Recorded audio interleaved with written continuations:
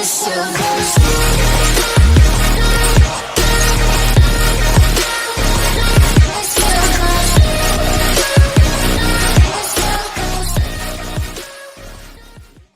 stop!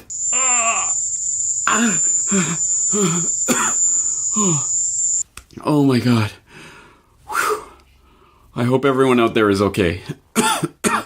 I know I'm definitely feeling the effects of that recording. But as I say, the Associated Press obtained this top secret recording back in 2017 and shared it with the world so that we could all experience a little bit of what those fearless and brave American diplomats have had to endure over the last couple of years as this mystery has unfolded before us. And I'm sure you will all remember, because of course, that valiant and brave truth-teller of the mainstream truth-telling media, Andrea Mitchell, was all over NBC and MSNBC back a year ago telling us about this important technology. The mystery, who or what caused American officials living in these Havana homes and several hotels to suffer headaches, dizziness, and some serious brain injuries similar to a concussion. Last year, Cuban investigators told us they would never allow their territory to be used that way. But now Russia is the leading suspect, NBC News has learned, according to 3 U.S. officials and 2 others briefed on the investigation.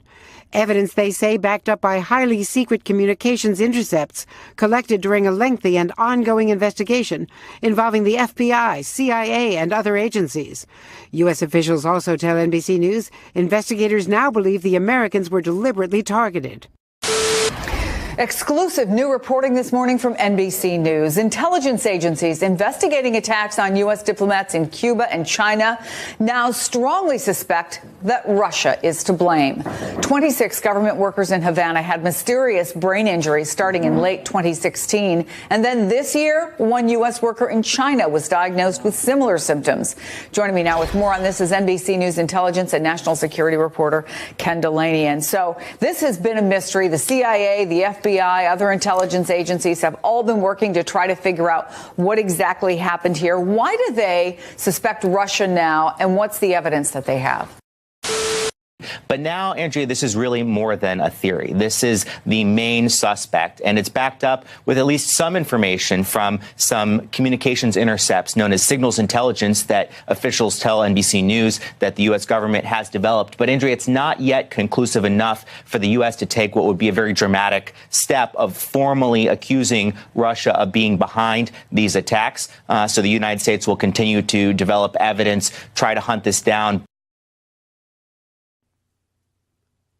Oh dear, it's worse than we thought. Not only is this some sort of super unbelievable high-tech technology that even the CIA and the intelligence and military apparatus of the United States government can't figure out what this is, but it's definitely the Ruskies. And how do we know this? Well, there's no actual evidence, but there's some kind of signals intelligence that some people, unnamed sources, have told us about. Trust us. Have we ever lied to you? I don't know about you guys, but I'm sold hook, line, and sinker on this story. And for extra bonus, please do go into the show notes for this Propaganda Watch edition, so you can go and watch that third clip in that series there in its entirety. Not only do you get 5 straight minutes of hyperventilation about the new Cold War and Russia as the enemy and the boogeyman and the menace, but at the very end, there's a particularly bizarre moment where, for absolutely no reason, Andrea Mitchell says to one of the reporters, "Tell us about where you were on 9/11, and he proceeds to give the story of working in the Treasury Department when the Pentagon was hit, and well, many more lives would have been lost if it wasn't for those valiant people in Flight 93. Just completely out of nowhere, completely nothing whatsoever to do with the segment. It's a particularly interesting one to watch in its entirety. But, as I say, I trust these people in the mainstream media implicitly. I mean, look at them with their well-coiffed hair, perfectly lit studios. I mean, look, this is what liars and deceit makers look like, and people like that clearly are there just to tell you truth and apple pie American goodness, right? Well, I mean, there's 1 or 2 things that we might want to question about that. For example, the New Yorker had an extensive very extensive 11,000 word report that I dare you to go and read in its entirety, called The Mystery of the Havana Syndrome, which they released in November of 2018. And just to show you how voluminous this report is, why don't I actually show it on screen? So here is the report, and it just keeps going on and on and on and on and on and on and on about Obama opening up relations with Cuba and the negotiations and secret Skype accounts that were created because they didn't want to give the Cubans access to White House Situation Room lines and blah-de-blah-de-blah, and they go on and on and on, and they slip in, oh yeah, the State Department did kind of run some programs to undermine the Cuban government, but, that's neither here nor there, and etc., etc. It just keeps going on, and then it starts talking about a little bit about these attacks and the symptoms that these various diplomatic workers were experiencing in the wake of these attacks, and they note that it didn't even have a name, per se. They didn't know what to call the condition, so they just called it the Thing. Lee and her doctors didn't know what to call the mystery condition, so some of them referred to it as the Thing. Smith said other names came later, including Immaculate Concussion and Havana Syndrome. At the end of the testing, Lee told one of the specialists that she didn't think she had the Thing. The specialist replied, "Oh, it's definitely the Thing." Again, such thorough and well-documented medical evidence here. I mean, how can you dispute it? And if you keep going down and down and down, you'll find out about the University of Pennsylvania researchers who definitely triple confirmed this. It's definitely real, guys, and they published a study in the Journal of the American Medical Association that argued the victims appeared to suffer from a new type of brain network disorder, similar to the damage seen in patients with mild traumatic brain injuries. And after the study was published, GEM received letters from other specialists arguing that the study was flawed, especially in neglecting psychological explanations. And they go on about these damn pesky researchers who didn't quite buy into this new medical syndrome that has just been discovered, this Havana Syndrome. Oh, what is it? What's going on?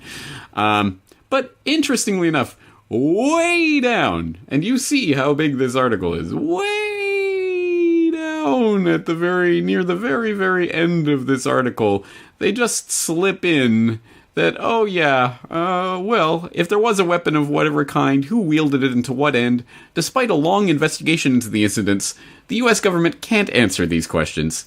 It's been more than a year and a half since the first reported health incident in Havana, and we know no more today about the cause than we did then, Leahy said. In September, NBC News reported that U.S. intelligence agencies considered Russia to be the main suspect, citing evidence from communications intercepts.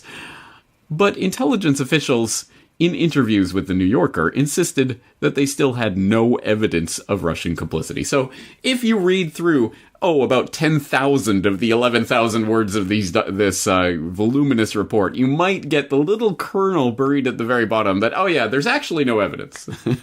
But anyway, it's probably some super secret weapon that they're deploying on us. I mean, come on. It's the Russians. Need we say more?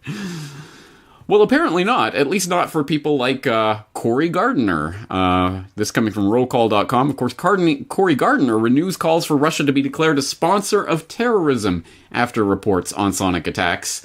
And so clearly, if this report is good enough for Senator Cory Gardner, Republican from Colorado, well, it's good enough for me. I mean, look at that face. I mean, he has to be trusted. Right?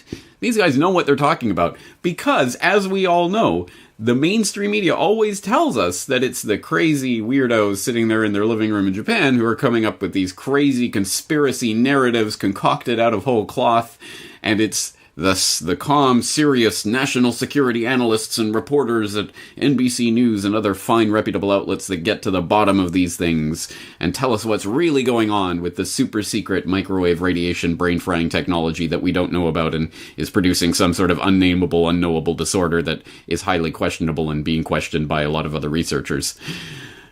That's one hell of a conspiracy theory, don't you think? Well, here's another little tiny little wrench that was thrown into the works of this conspiracy theory that the MSM has been propounding for the last year or two.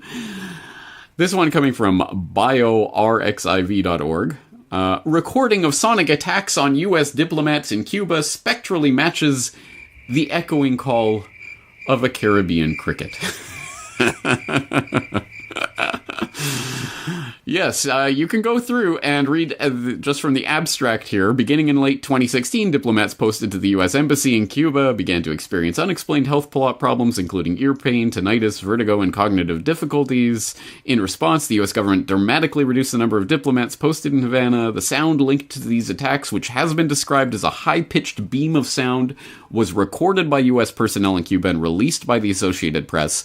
Because these recordings are the only available non-medical evidence of the sonic attacks, much attention is focused on identifying health problems and the origin of the acoustic signal.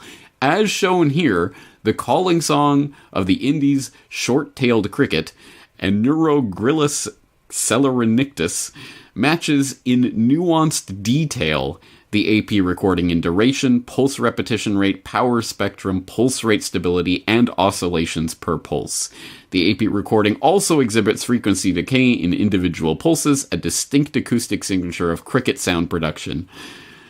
While the temporal pulse structure in the recording is unlike any natural insect source, when the cricket call is played on a loudspeaker and recorded indoors, the interaction of reflected sound pulses yields a sound virtually indistinguishable from the AP sample. Long story short, this is a recording of cricket sounds. Remember the AP and their dangerous sound that they published for you? Remember that sound? That was this. The Indies' short-tailed cricket. Oh, behold, the fearsome cricket in all its fearsome glory. Oh, no! Make it stop! Oh. So, I hope the point of today's video is crystal clear. The biggest purveyors of conspiracy nonsense out there are the mainstream media establishment, cronies and lackeys who are nothing other than repeaters of whatever line is coming from whatever government agency is feeding them a line today. And they will just run with it, and they will report it, and they are the professionals who are getting the inside scoop about signals intelligence and blah blah blah, secret technology. No one knows what it is, but it must be the Russians. We have no proof, but it doesn't matter. These are the conspiracy peddlers that are clearly trying to lead the public in a certain direction. And the big headline stories will get all the coverage. Oh my god, secret microwave radiation attacks. But the niggly little details about the